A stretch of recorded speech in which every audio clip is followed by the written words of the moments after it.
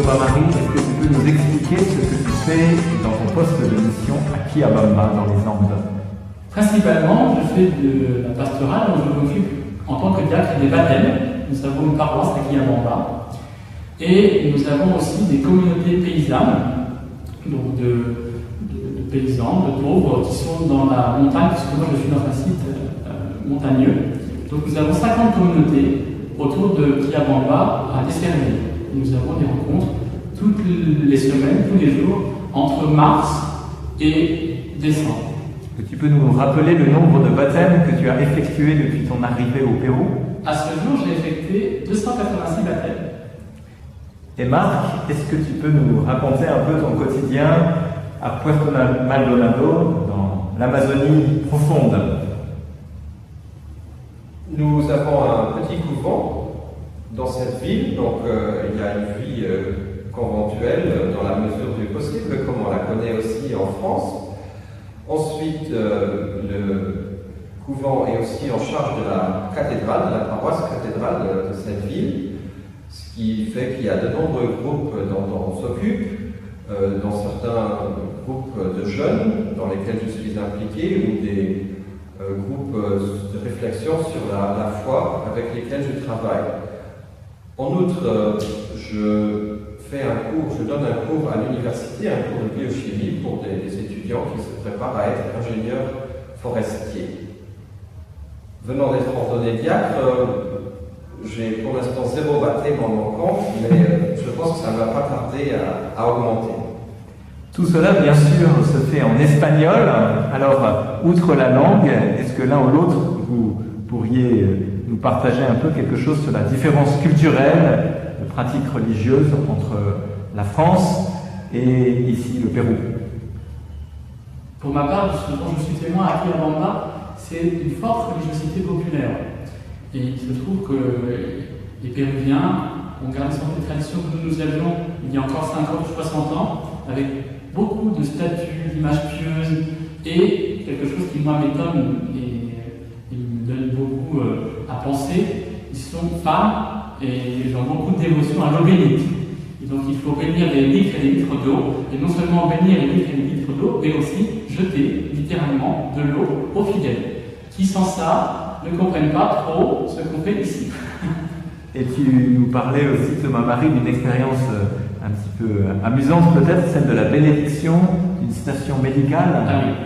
J'ai dû bénir aussi, puisque le prêtre ou les ecclésiastiques ont encore une place aussi au niveau de la société. Et donc le curé est un membre de la société civile au même titre que le maire ou que le chef de police.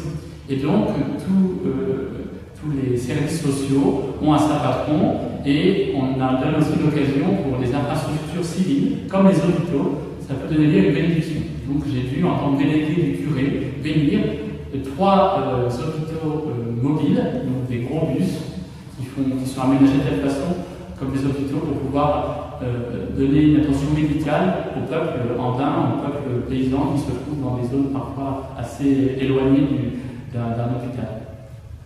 On peut ajouter à cette liste de religiosité populaire les processions qui m'ont beaucoup impressionné, qui sont très nombreuses pour toutes les occasions. Processions suivies de danses folkloriques et de soirées festives. Marc et Thomas Marie, vous êtes rentrés finalement assez récemment dans l'ordre des prêcheurs, tout juste ordonnés diacres, l'un et l'autre.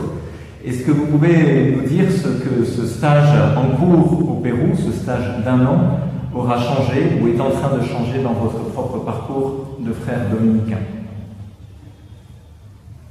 Il permet de connaître d'autres réalités et de se connaître soi-même, donc aussi d'une autre manière, de voir qu'on n'a peut-être pas les limites qu'on croyait, mais éventuellement d'autres, de tester son pouvoir d'adaptation à de nouvelles situations. Et donc, c'est une expérience, de ce point de vue, tout à fait riche et enrichissante. Je ne peux que adhérer à ce que vient de dire le frère Marc. Simplement, je ne sais pas si ça m'a changé beaucoup dans ma vocation.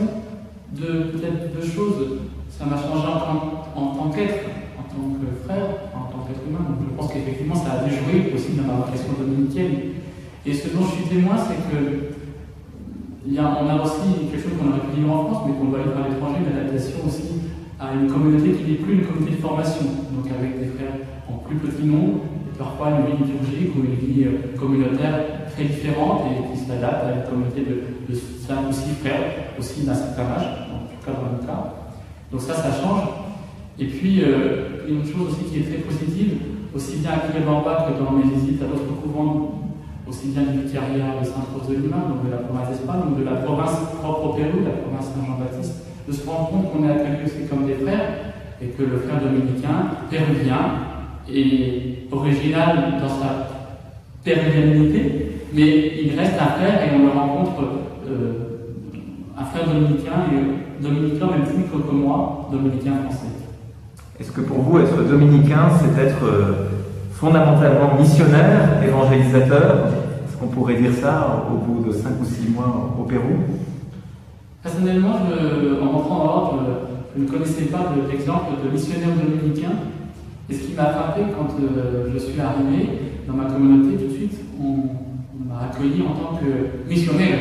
Et il se trouve que les frères dominicains de ce vicariat, qui à proprement parler, qui s'est dédié à la mission aussi bien dans la forêt que dans les Andes au Pérou, ils se définissent comme dominicains missionnaires. Et c'est quelque chose qu'on ne sait pas bien forcément dans l'ordre, en tout cas au niveau international.